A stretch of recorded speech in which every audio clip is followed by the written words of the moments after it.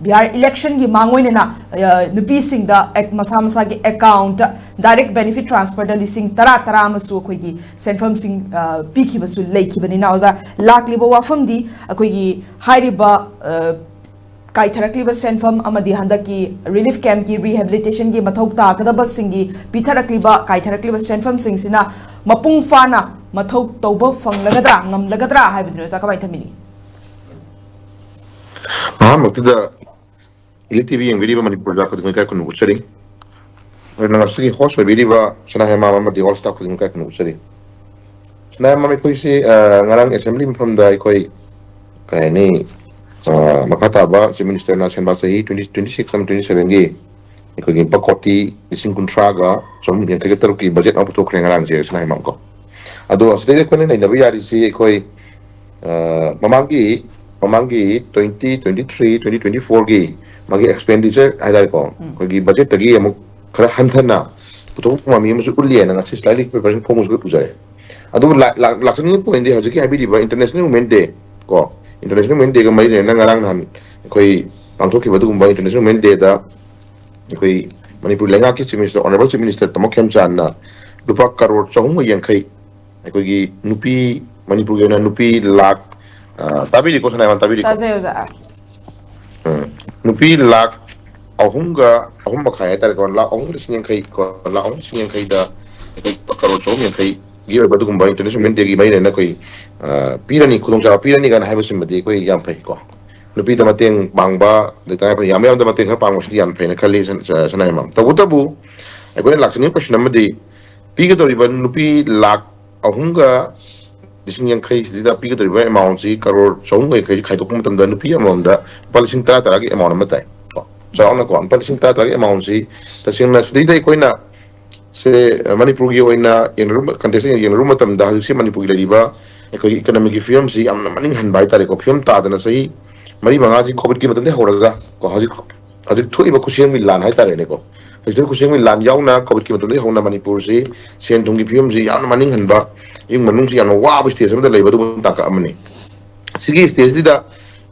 particular nupi Singda palising tara gi package ma galena na nupi da mateng panggi ba project ma pakai pasidi an pare tabu to masimak na nupi Singda ta sing na Chaokhatnaba bana tragan hingjana bana tragan magi tongan ba tungi lambi ma semdana na ba ko gi khongthang ma oibra ha du madi sanai ma so ko sinam di mo hai tare ko masi koina ta ai bi ba ta gi bihar election do ron iku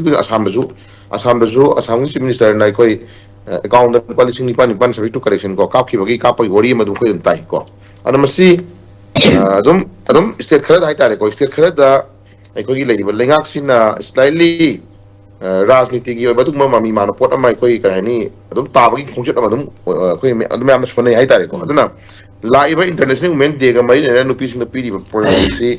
ba sigi crore chom yang kai na tranan palising ta pi basna ai koi apian ban tragan ma gi ba sintong ambi oirani hingani nupi ma dan palising tara pi ra kan da moi apa khongtha ma oirani ma gi hingjada ba lambi mo oirani ka ha ba di suna ma dum bakti koi oide ko oide ana ko ai jing si Manipur da lei ba du kumba particular nupi sing maro ina ko gi any community ha dare 34 community da khundari bai ko gi imalebak Manipur si da khundari ba koi any fru khuding ma gi nupi sing lauri ba role ji am chawol wal da mane ko si da ko ai jing si international women day ki sagi thoram lakum matam da particular Manipur di yang matam da Manipur gi ima sing na logi ko gi tholang si Manipur gi ima sing har kan da koina sagi area si da community khuding ma gi ima sing yaw ko si chen ima sing yaw ko al mayam sing logi tholang si koi prithvi da koi namit ade na haina ri ba sagi krai ni British na bhaw da Manipur gi ima sing ji kai kuno bulam bagi wori do ko ya da history me am lai ko aduna ima sing logi tholang sing si koina ngasi krai ni tangkak naina sports ki line do oiro adagi any hero mada lajari mama gi lawri bu thudang manung da Manipur gi mas lawri thudang sida ko hingjana ba lambi ma ko khutsa hai bagi da hairo kisalon sa gi hairo na tagan nga pha bagi sintham da hairo na tagan se lawu bu da hairo na tagan hingon ko bu da hairo na tagan whatever masada pithok chali ba any hero mada lei ba mama nupi sing da lei ba sagi ma gi magun je sports ki line da hairo india gi mai nga na ko na ma da Manipur gi nupi sing lawo fidazi ang ko po naman na sanay man ko kasi ko na se medico mo na sa kini ko medico mo ko panbiyay ano na pithibi gi manem gi laimai da India की मन उनका state अमा मणिपुर की ओइबा दुगुम्बा नुपी सिंग लोइबा थौदांग ची कोई मसिंग थीबदा नत्रगना कोना कोई खनबदा मसिंग थीबा नोइबा नाइरोइदा बदुम ताका बदुम लेरे ले पोना मने बसी मनुंग सी दिदा ngasi government na lengak sina karor soming kai thadar kanda ko nupi lak ong ga lising kai da policing ta ta gi bas mana ko gi kana ba pirani mating pangani hai bas madi amna pai to masimakna masima thamoi sieng na nupi singda specially hena pangning ba hena pharna ba gi dam ga thok tawri ba dum madi aso bo hang ma du kai hang ba lei ba ko aduna hoji ko da hijaring isi bibili ba kharasu di amna fare remaining phangau da ba mayama pi ga do mayama ko sai ba mayama sports line da mayama any hiram khudi makta mana mana riba sin pham mayam da riba tung ban nupi mayam sin se ta seng na koi magi maram cha ba package mayam kano kai thok pi dana mai no bank ki loan pi dana ori ba magi sin pham da hinjana ba ko chakho chana ba lambi magi matang da he na mieng changhen biraga di chana yamam madu hen apu khong tham oi thamjage ba ko de namana hajik la iba budget system si ta seng na koi kumna yeng ba tare ko 26 27 koi budget yaw yaw bani kumna yeng ba tare adu se development ki matang da haira ka su adum lambi thong adi anong lenga ama haibadudi ai haining de anong leader ama haibadudi haibi yai maram de hajik leriba ko lengak si hajik leriba government si marakta ruling party gi duma BJP party gi duma lenga ama lakshabani adu manung da internet crisis na taga namar masin gi oiba leadership change on magi on the platform ma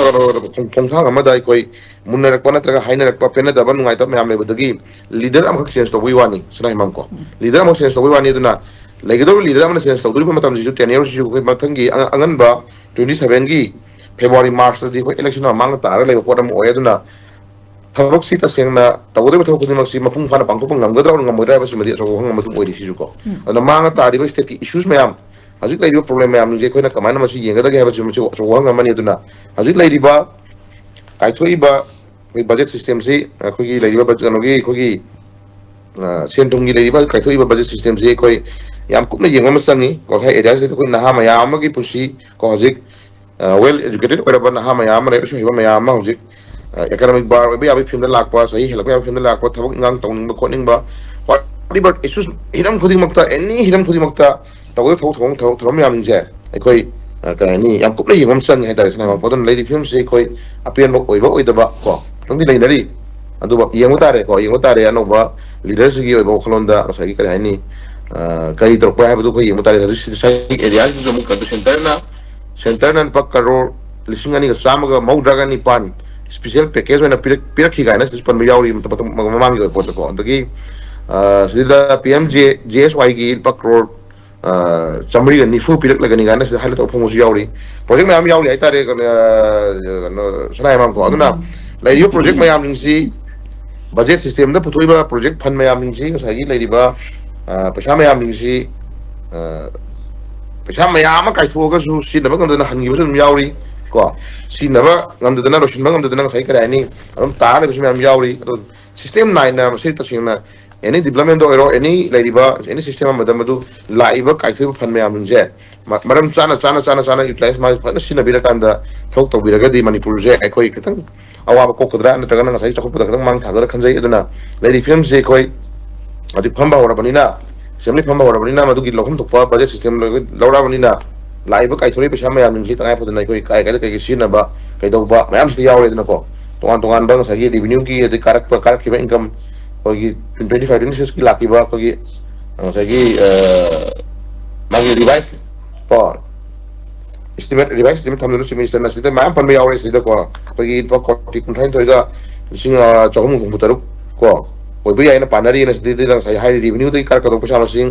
दे तो तो department कार कदो मैम tax मैम लइ मैम जि लोइन पानरी रिसे कनो दन सनाय मैम लइ फेम्स दि दइ कोइना तखम थोको मागी मथौ दोनि सिदि को दना लइ फेम जि प्रजा सिंग वारिबा थेंगनरिबा साइ हाइजगी बदो प्रजा सिंग वारिबा थेंगनरिबा हजि लइ प्रजा सिंग लाइफस्टाइल हिंगना पुसि महिंग जे कोइना गवर्नमेंट मसि कुप यंग बिरकांदा एदि पैसा पाइबा साइ खतंग एदि नुंगाय फा बाय तारे को पैसा पाइबा नुंगाय फा कंगुना अदुम नुंगाय सखिबा पैसा पाइ सखिबा लाइ कंगुना हदन सुम वारगा ने हुइ मम्मी मसुम सु सिस्टम लाई जे मसि को नबि दमक कोइना कई दौरगदि फगदगे हाबजे को हिरम खुदि मत यंबिबम संगी अनंग सगी लाखैबा सगी इंटरनेशनल वुमेन डे की मरि नेना सगी प करोड़ चौम कै काय थोखरिबा नुपि लाख अहम खाइदा सगी पॉलिसिंग ता तागी पैकेज पि नि गायबो फमजि इन अदर सेंस नुपि द मतेंग पांगस यामना फरे तबु ꯉꯁꯥꯏꯒꯤ ꯁ꯭ꯂꯥꯏꯠꯂꯤ ꯑꯩꯈꯣꯏꯅ ꯁꯨꯝ ꯌꯦꯡꯖꯕ ꯃꯇꯝꯗ ꯃꯁꯤ ꯔꯥꯖꯅꯤꯇꯤꯒ ꯌꯥꯝ ꯃꯔꯤ ꯅꯛꯅꯕ ꯀꯣ ꯏꯂꯦꯛꯁꯟꯒ ꯌꯥꯝ ꯃꯔꯤ ꯅꯛꯅꯕ ꯄꯣꯠ ꯑꯃ ꯍꯥꯏꯗꯤ ꯑꯁꯨꯝ ꯑꯩꯈꯣꯏ ꯆꯤꯡꯗꯨꯅ ꯉꯥꯡꯅꯔꯤ ꯍꯥꯏꯇꯥꯔꯦ ꯁꯤꯡꯁꯤꯅꯀꯣ ꯑꯗꯨꯝ ꯇꯧꯐꯝ ꯊꯣꯛꯄ ꯇꯧꯔꯦ ꯍꯥꯏꯕ ꯌꯥꯕꯒꯤ ꯃꯃꯤ ꯑꯃ ꯇꯥꯔꯅ ꯑꯗꯨ ꯇꯁꯦꯡꯅ ꯅꯨꯄꯤ ꯁ꯭ꯄꯦꯁꯤꯌꯦꯜꯂꯤ ꯑꯩꯈꯣꯏꯒꯤ ꯏꯟꯇꯔꯅꯦꯁꯅꯦꯜ ꯋꯨꯃꯦꯟ ꯗꯦ ꯂꯥꯛꯄꯒꯤ ꯅꯨꯃꯤꯠ ꯈꯛꯇꯪꯒꯤ ꯑꯣꯏꯅ ꯉꯁꯥꯏꯒꯤ ꯅꯤꯡꯁꯤꯡꯕ ꯑꯣꯏꯅ ꯄꯦꯀꯦꯖ ꯄꯤꯕ ꯅꯠꯇꯕ ꯇꯣꯉꯥꯟꯅ ꯁ꯭ꯄꯦꯁꯤꯌꯦꯜꯂꯤ ꯀꯥꯏꯊꯣꯛꯄꯤꯗꯅ ꯇꯣꯉꯥꯟꯅ ꯁ꯭ꯄꯦꯁꯤꯌꯦꯜꯂꯤ ꯃꯇꯦꯡ ꯄꯥꯡꯅꯕꯒꯤ ꯂꯝꯕꯤ ꯑꯃ ꯑꯩꯈꯣꯏ ꯋꯥꯔꯦꯞ ꯂꯧꯗꯅ ꯄꯥꯔꯇꯤꯀꯨꯂꯔ ꯅꯨꯄꯤꯁꯤꯡꯗ ꯑꯍꯦꯟꯕ ꯉꯁꯥꯏꯒꯤ ꯀꯩꯗꯧꯕ ꯌꯥꯕ ꯀꯩ ꯐꯟꯗꯤꯡ ꯊꯥꯗꯕ ꯌꯥꯕ ꯂꯩꯒꯦ ꯀꯥꯏꯁꯦ ꯄ꯭ꯂꯥꯅꯤꯡ ꯑꯃ ꯐꯖꯅ ꯇꯧꯕꯤꯔ ꯊꯥꯗꯕꯤꯔꯒꯗꯤ ꯁꯅꯥ ꯑꯃ ꯍꯦꯟꯅ ꯆꯥꯎꯈꯠꯄ ꯑꯗꯨꯒꯨꯝꯕ ꯈꯨꯟꯅꯥꯏ ꯑꯃ ꯑꯣꯏꯔꯛꯀꯅꯤ ꯍꯥꯏꯕ ꯋꯥꯐꯝꯁꯦ ꯁꯨꯃꯥꯏꯅ ꯊꯝꯖꯒꯦ ꯑꯃꯔꯣ